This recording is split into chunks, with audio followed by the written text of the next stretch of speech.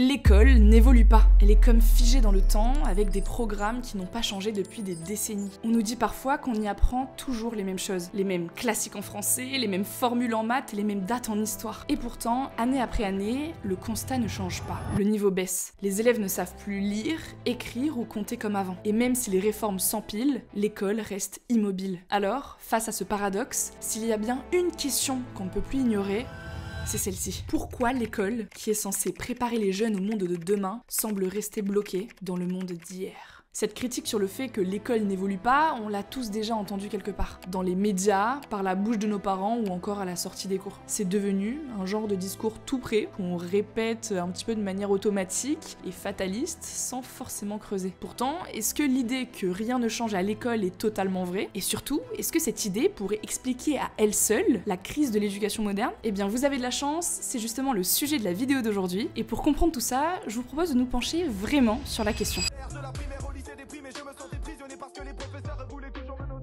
Déjà, ce que l'on constate aujourd'hui, c'est que le modèle actuel n'est pas adapté à l'actualité. Les emplois du temps sont surchargés, les devoirs à la maison sont parfois lourds, et les systèmes de sélection en termes d'orientation continuent à creuser le fossé des inégalités. Alors, même si certains savoirs ne doivent pas changer, il y a quand même besoin de quelques transformations. Mais avant tout, ce qu'il faut comprendre, c'est que le problème ne vient ni des élèves, ni des profs. C'est le modèle éducatif qui est problématique. En fait, l'école, telle qu'on la connaît aujourd'hui, elle est basée sur un modèle qui a été mis en place au 19e siècle. À l'époque, l'idée c'était de former des travailleurs pour l'industrie, avec un système très cadré. L'enseignant donne le cours face à tous ses élèves qui l'écoutent et qui doivent mémoriser les connaissances pour se préparer à une évaluation finale. Donc ce modèle-là, il était adapté pour un monde où on avait besoin de travailleurs capables de suivre des ordres et d'exécuter des tâches répétitives. Mais aujourd'hui, ce monde-là, il a changé et le modèle éducatif ne colle clairement plus aux besoins du 21e siècle. En fait,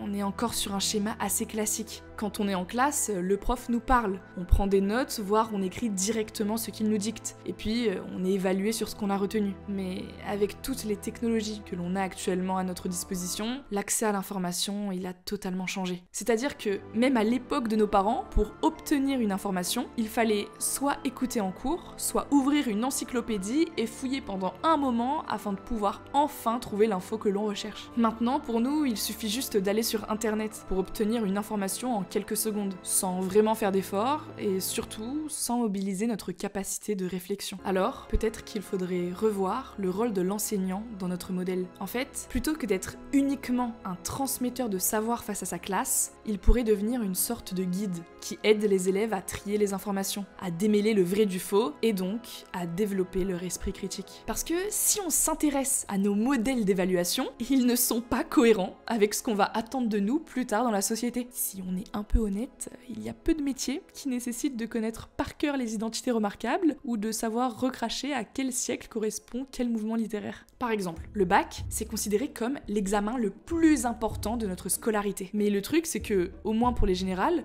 il est uniquement basé sur des connaissances théoriques. On nous demande de répondre à des questions, de rédiger des dissertations, mais on nous évalue très peu sur notre capacité à résoudre des problèmes concrets ou à travailler en groupe. Parce que, il faut bien se le dire, c'est exactement ce que l'on va nous demander dans le milieu professionnel. Et pourtant, du CP jusqu'à la terminale, ce que l'on nous demande le plus clair de notre temps, c'est de savoir répondre seul à une question face à notre feuille. Questions pour lesquelles on aura oublié les réponses 2 jours après le contrôle. Le problème, c'est que le système d'évaluation n'a pas vraiment évolué pour intégrer les compétences qui nous seront nécessaires à l'âge adulte. Ce qu'il faudrait, c'est faire en sorte de développer notre esprit critique, de nous mettre devant un problème donné et qu'on puisse proposer différentes solutions. Parce qu'en vérité, dans le travail comme dans la vie, il n'y a jamais qu'une seule bonne réponse. Il y a toujours des solutions qui fonctionnent et d'autres qui ne fonctionnent pas. Alors pourquoi ne pas nous faire fonctionner comme ça dès l'école ? Bon, maintenant qu'on a fait le tour du modèle éducatif actuel, c'est-à-dire de la forme d'enseignement qui nous est donnée aujourd'hui en France, il est temps de se pencher sur le fond. Là encore,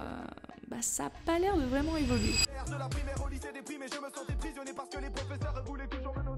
Alors, la première chose qu'il faut comprendre, c'est que si on a une éducation nationale, c'est parce que l'école a quand même pour dessein de nous transmettre une culture commune et une mémoire commune. En gros, il faut que les enseignements soient les mêmes à Nice, à Paris, à Vichy, à Pointe-à-Pitre, bref, partout en France. Et c'est justement pour cette raison que le programme d'histoire, par exemple, ne change pas beaucoup. Et puis, il y a des événements qu'on ne peut pas ignorer, justement parce qu'ils ont façonné notre société. Par exemple, la Révolution française. C'est une étape incontournable des programmes d'histoire. Et quand on n'étudie pas seulement les dates et les faits historiques, on étudie un moment particulier de l'histoire qui a posé les bases de la République. Des idées de liberté, d'égalité ou encore de fraternité qu'on connaît encore aujourd'hui. Donc même si on pourrait se dire que c'est du passé, ça reste hyper important, je dirais même primordial, de l'apprendre pour comprendre comment on en est arrivé à notre société actuelle. Enfin bon, on pourrait dire que mon exemple fonctionne bien parce que c'est de l'histoire et qu'on ne peut pas changer l'histoire, mais ça marche aussi avec d'autres matières. Tout simplement parce que certaines connaissances sont en quelque sorte universelles et intemporelles. Ce livre de Victor Hugo date de 1950 et appartenait à ma mamie, mais au-delà de Victor Hugo, on peut aussi penser à Molière ou encore à Arthur Rimbaud qui sont toujours là. On peut légitimement se demander pourquoi continuer de les étudier alors que leurs mots ont été écrits il y a plusieurs siècles. Et bien justement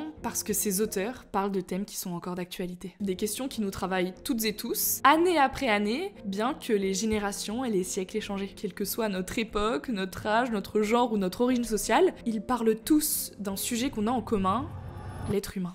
Et c'est ça qui est fou et qui est hyper intéressant à étudier. Parce qu'on se rend compte que l'être humain, qu'importe l'époque, qu'importe la société, il a les mêmes fonctionnements et les mêmes défauts qui sont ancrés en lui. Et je vous avoue que même si j'ai bien étudié mes livres pour le bac de français, il y a quand même pas mal de classiques sur lesquels je me suis pas encore penchée. Et quand j'en parle à mes amis, je me rends compte qu'il y a des romans et des pièces de théâtre qu'il faut au moins avoir lu une fois dans sa vie. Et comme j'ai envie de comprendre pourquoi ces œuvres elles sont universelles, pourquoi elles ont traversé les siècles, j'ai décidé de me faire une petite liste des œuvres que j'avais envie de découvrir et je les ai commandées sur Momox Shop.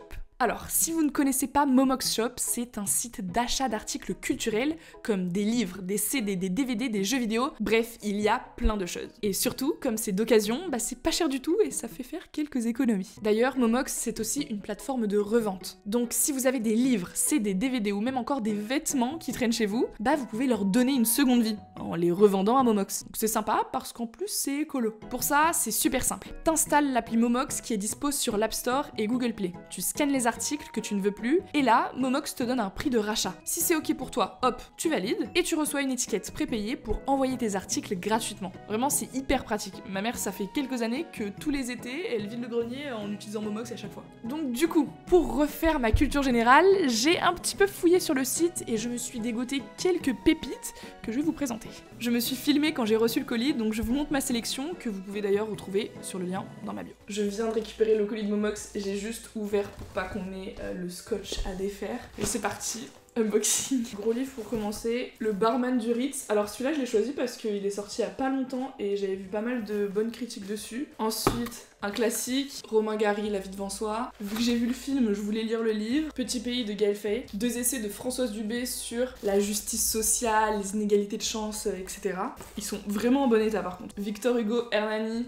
C'était pour faire la paire avec les livres de ma mamie. Ensuite, je me suis pris quelques livres pour le bac de français. Donc, La peau de chagrin, La rage de l'expression et Le menteur de Corneille. J'ai lu un livre de Éric Emmanuel Schmitt il y a pas longtemps et j'avais surkiffé. Donc, je me suis pris La part de l'autre. Ensuite, un classique, mais un classique que j'ai jamais lu encore. Bonjour Tristesse de Françoise Sagan. Pareil, j'ai jamais lu cette autrice, pourtant elle a eu un prix Nobel il y a pas longtemps et c'est devenu un classique en français. Annie Ernaux, j'ai pris La place. Les choses de Georges Perec, Chagrin d'école de Daniel Pennac, Cannibale, et je vais même pas me tenter de prononcer le nom de famille.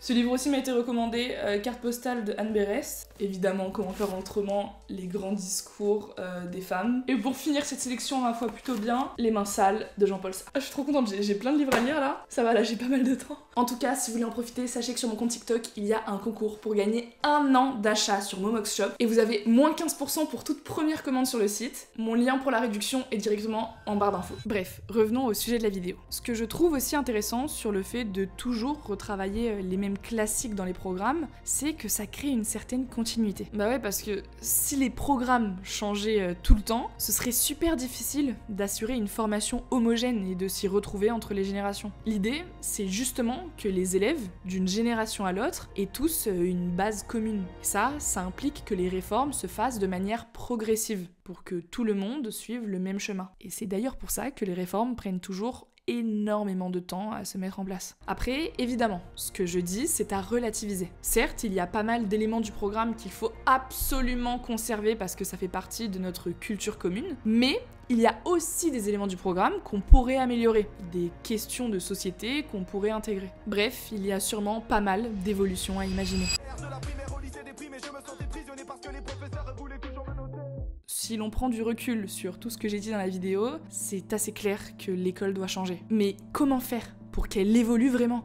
Finalement, je pense que la question est plus simple qu'elle n'y paraît. Mais attention, ça ne veut pas dire que les réponses que l'on peut y apporter sont simples à mettre en place. Pour moi, le vrai enjeu, celui qu'on retrouve dans les plaintes des élèves, dans les revendications des profs ou encore dans les attendus des employeurs, c'est d'adapter l'école à son époque. Et cet enjeu-là, il touche tous les aspects de l'éducation. Ça me fait penser à une réforme récente en Finlande qui a consisté à mettre en place l'apprentissage actif. Dans cette forme d'apprentissage, les élèves travaillent en groupe sur des projets concrets et les enseignants sont là pour les guider plutôt que pour simplement leur donner un cours dans lequel les élèves prendraient des notes. Je trouve que cette réforme, elle est hyper intéressante parce qu'elle permet aux élèves de développer des compétences qu'ils pourront réutiliser dans d'autres domaines. Ils développent leur sens de la coopération, mais aussi de la gestion de projets. Ils n'appliquent pas bêtement la consigne d'un exercice, mais vraiment mobilisent leur esprit critique. Et c'est de ça dont on a besoin dans la société. Ce qu'il serait aussi intéressant à développer pour l'école d'aujourd'hui, ce serait d'intégrer des compétences propres au XXIe siècle. Justement parce que ce sont des compétences de plus en plus demandées sur le marché du travail. Par exemple, on a tous des enjeux du numérique, du codage au montage, en passant par le graphisme, on touche à des domaines mathématiques, artistiques ou pratiques qui sont hyper demandés aujourd'hui. Et pourtant, on ne les étudie absolument pas en cours. Enfin bon, disons-le, c'est pas vraiment avec le cours de technologie ou la certification PIX qu'on apprend à utiliser un ordinateur correctement. Même si, amené différemment, ça pourrait vraiment le faire et vraiment être utile. Et enfin, pour adapter au mieux l'éducation à notre époque, il faut y intégrer ces enjeux majeurs. Comme le dit Audrey Azoulay, qui est directrice générale de l'UNESCO, les grands enjeux que sont les changements climatiques, la transformation numérique ou la désinformation, obligent à repenser l'enseignement. Alors, pour reprendre ces exemples, il faudrait inclure au programme des chapitres sur les changements climatiques, parce qu'on ne peut plus juste étudier ça rapidement dans un chapitre de géographie. Il faudrait apprendre aux élèves à réduire concrètement leur empreinte carbone,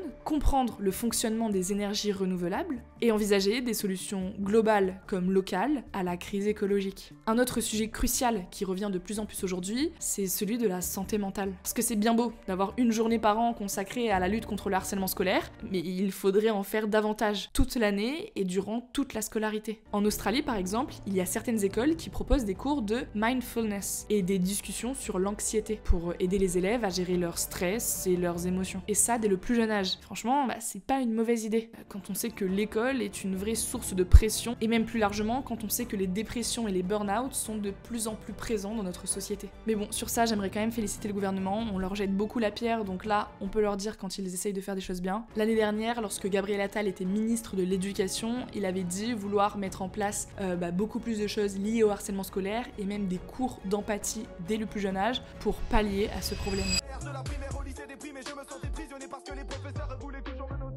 Si on résume un peu tout ce qu'on a dit, on se rend compte que l'école d'aujourd'hui n'est pas aussi prisonnière du passé qu'on ne le pense, mais qu'il reste quand même pas mal de choses à améliorer. On voit bien que le monde d'aujourd'hui évolue beaucoup plus rapidement que le système éducatif. Et pourtant, pour continuer à servir sa mission de faire de nous des citoyens lucides et réfléchis, il faut que l'école intègre à ses modèles d'enseignement les enjeux contemporains. Il faut que notre apprentissage puisse être nourri des enseignements du passé, des enjeux du présent et de l'incertitude du futur. C'est ça qui nous permettra de nous adapter à un monde qui change constamment et surtout qui va de plus en plus vite. Et pour ça, ce n'est pas juste une réforme du baccalauréat ou du brevet qui suffira. Il faut que collectivement, en tant que société, on change notre vision de l'école et du rôle qu'elle peut jouer dans nos vies. En fait, l'école ne devrait pas simplement être perçue comme un moyen d'instruction. Elle devrait aussi être vue comme une source d'inspiration. Elle doit nous inspirer à apprendre toujours plus, à être curieux de tout et à développer notre créativité comme on le peut et surtout